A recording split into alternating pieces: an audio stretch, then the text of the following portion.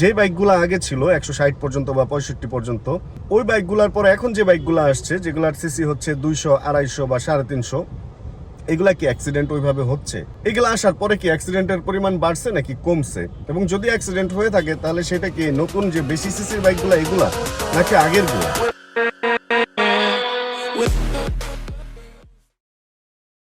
মামা মামা তো বান্দর হয়ে গেছে, ওরা বিড়াল ভাবছিলাম, কিন্তু ও তো রীতিমতো বান্নামি শুরু করছে। অ্যান্ড দেখেন কি করছে এখানে। আমার এটা হচ্ছে একটা আইফোনের চার্জারের কেবল, যেটা আমি কয়েকদিন আগে কিনছি। অ্যান্ড এটার যে মাথাটা, এটার মাথায় যে মামার কারণে কিন্তু এটা গন, মানে এটা শেষ, মাইলস 13 কোটি টাকা। ব্যাপারটা এরকম হয়েছে, এটা মামার কারণে হয়েছে।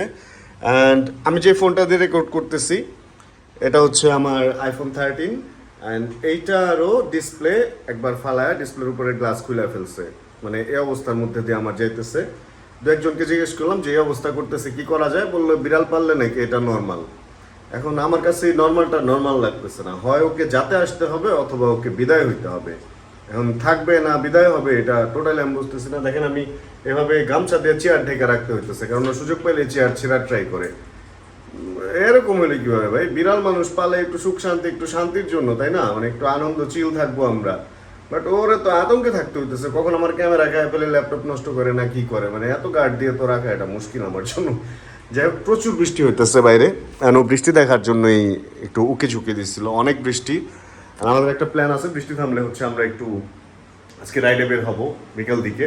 এখন দেখা যাক আসলে কতটুকু এটা সাকসেস করতে পারি। জীবন ভাইয়ার আমি একটা ছোট্ট প্ল্যান রাখছি, ঘুম থেকে উঠছি একটু আগে, এই জন্য এই এলোমেলো অবস্থা আমার।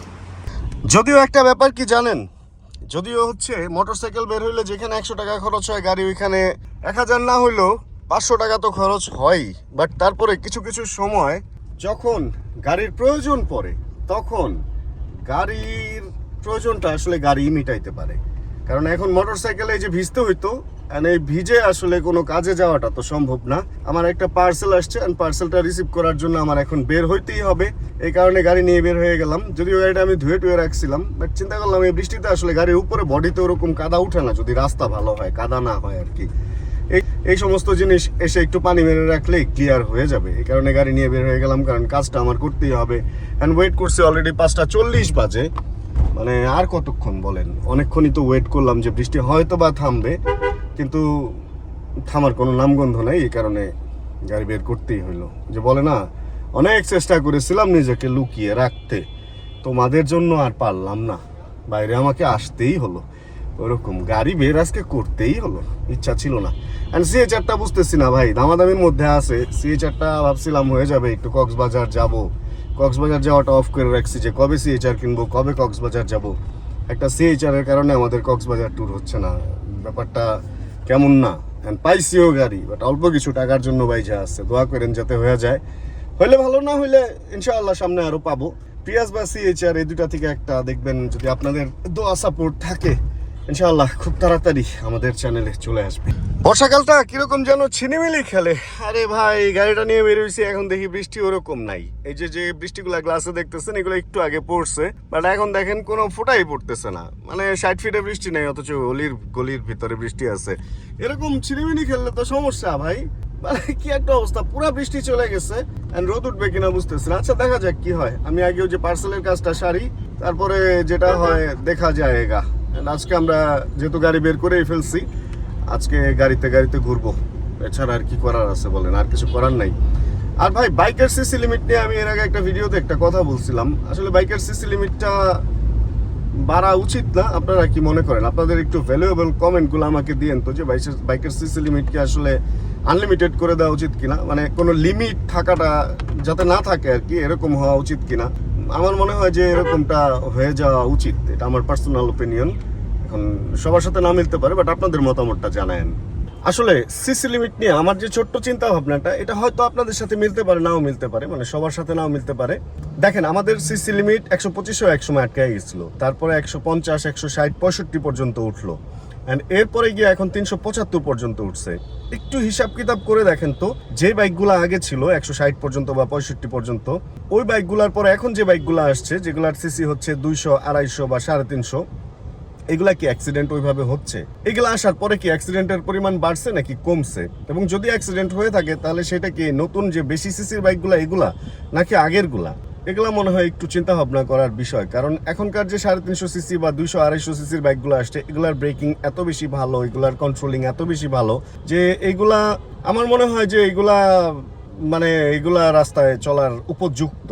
এবং যদি আরেকটু সিসি বাড়ানো হয় বা যদি আনলিমিটেড করে দেওয়া হয় তাহলে যার সামর্থ্য আছে সে অ্যাটলিস্ট ওই বাইকগুলো আনতে পারবে যেগুলো আমরা এখন বাংলাদেশে দেখতেছি না, বা ওয়ার্ল্ডের যে কোনো আইফোন, স্যামসাং যেটা বেরোতেছে, যে কোনো গাড়ি বাংলাদেশে রোলস রয়েস পর্যন্ত চলে আসতেছে, সেখানে বাইকটা কেন আটকায়া থাকবে? দুনিয়ার সব সুবিধা যদি আমরা বাংলাদেশে বসে পাই, বাইকের সুবিধাটা কেন আমরা পাবো না? আমার মনে হয় যার সামর্থ্য আছে সে যাতে ইম্পোর্ট করে চালাইতে পারে এই সুবিধাটা সরকারের করে দেওয়া উচিত, বা যারা এটার দায়িত্ব আছে তাদের করে দেওয়া উচিত। অ্যান্ড এই ব্যাপারেও আপনাদের মূল্যবান মন্তব্যটা অবশ্যই রাখবেন, কারণ সিসি বাড়লে বাইকের দাম অনেক হবে, বাট চালাইতে না পারি নিজে কিনে অন্যজনেরটা দেখতে তো পারবো, মানুষের একটা শান্তি তো থাকবে যে না বাংলাদেশে সব ধরনের বাইক চলতেছে। ভাই ওয়ার্ল্ড ওয়াইড অন্যান্য যে দেশে যারা আছে ওদের সাথে কথা বললে একটু নিজেকে ছোট মনে হয়। আমাদের দেশে হায়ার সিসি বাইকই নাই, মানে এটা হইলো কিছু। কাজ সারতে সারতে অনেকটাই ডার্ক হয়ে গেছে, অ্যান্ড আকাশের সাথে রাস্তার অবস্থাটা একটু দেখেন, মানে হোয়াট এ সিন, কিয়া সিন হ্যাঁ, কি সুন্দর লাগছে। আর এর মধ্যে আমার গাড়িটা এখানে রাখা, এটাও কিন্তু দেখতে সুন্দরই লাগছে বৃষ্টির মধ্যে। সেই একটা ব্যাপার, মানে এটাকেই বলে হচ্ছে চিল ভাইব, পুরা চিল ভাইব আসছে, সব কিছু সুন্দর লাগতেছে আজকে। আর আমার লাগছে ক্ষুধা, আমি এখন একটু খাওয়া দাওয়া করতে, ভাত খাইতে চাইতেছি। আমি একটা জিনিস কানে কানে বলি, শোনেন, একদম কান লাগায় বলতেছি, একটা জিনিস কি জানেন, আমি 4 বেলা ভাত খাই, অন্য কিছু খাই না। এখানে একটা ঝালমুড়ির দোকান আছে যেখানে লাইন ধরে দাঁড়ায় ঝালমুড়ি খাইতে হয়। রাস্তার ওই পারের এটা হচ্ছে ছাপড়া মসজিদ, 60 ফিট ছাপড়া মসজিদ। অ্যান্ড এইখানে হচ্ছে এই ঝালমুড়ির দোকানটা, যেখানে আপনাকে এরকম সিরিয়াল দিয়ে খাইতে হবে।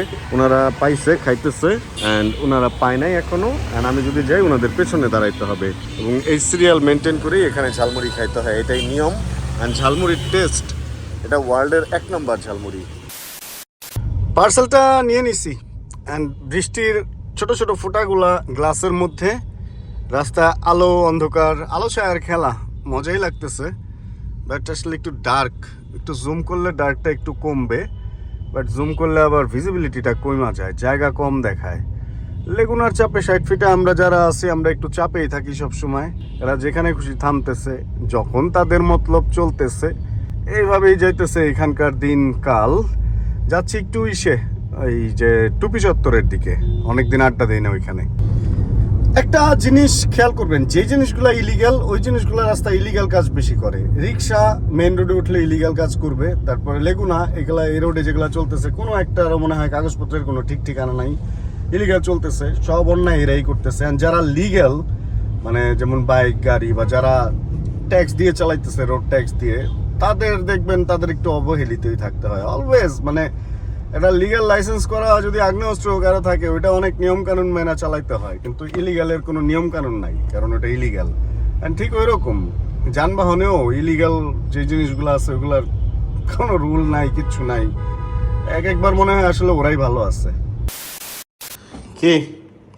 কি দেখতেছো তুমি? হ্যাঁ, কি দেখতেছো? তোমার ধান্দাটা কোন জায়গায় আমার একটু বলো তো। ধান্দাটা কোন জায়গায়? ওর ধান্দা হচ্ছে সব উপরের দিকে। আচ্ছা, একটা ইন্টারেস্টিং ব্যাপার হচ্ছে, অনেকে বলতেছিলেন যে ছোট ভিডিও দেওয়ার জন্য, এজন্য আজকের ভিডিওটা খুবই ছোট। আমি চাইলে কালকে একটা বাইকের রাইড বা কোনো কিছু এটার সাথে অ্যাড করে ভিডিওটা মেন সাইজ করে ফেলতে পারতাম, বাট আজকের ভিডিওটা একটু ছোট করছি এটার পেছনে কারণ এটাই যে আসলে ছোট ভিডিও কি ভালো লাগবে কি লাগবে না এটাও একটু আপনাদের সাথে শেয়ার করে নিলাম। যদি এরকম ছোট ভিডিও চান তাহলেও কমেন্ট করে জানায়েন, যদি আগের মতো বড় ভিডিও চান সেটাও কমেন্ট করে জানায়েন। আপনাদের কমেন্টের উপরে এই ভিডিওর সাইজ নির্ধারণ করবো যে কত মিনিট হওয়া উচিত। আর এখন এই পিচ্ছির সাথে একটু খেলাধুলা, মামার সাথে খেলাধুলা করতে করতে, মামা আসো, মামার সাথে খেলাধুলা করতে করতেই আমার আজকের দিনটা এখানে শেষ হবে। তাহলে এই ভিডিও থেকে এখানে বিদায় নিয়ে নিই। হোপ রাখতেছি ভিডিওটা আপনাদের ভালো লাগছে। ভিডিওতে কোনো কিছু ভালো লাগলে প্লিজ একটা লাইক দিয়ে দিন। চ্যানেলে নতুন হলে প্লিজ সাবস্ক্রাইব করতে বলো, সাবস্ক্রাইব করে আমাদের ফ্যামিলি মেম্বার হয়ে যান। দেখা হচ্ছে তাহলে সামনে আবার কোনো নতুন ভিডিওতে। আর যতক্ষণ পরবর্তী ভিডিও নিয়ে আবার আমি না আসতেছি বলো, ততক্ষণ ইনশাআল্লাহ আমরা থাকবো সুস্থ এবং করতে থাকবো চিল ইনশাআল্লাহ। জানবেন কে কোন জায়গা থেকে ভিডিও দেখছেন, বলো চিল ব্রো, বলবা না? বলতে হবে না, chill bro. Check the mic and make sure it sound right, boys.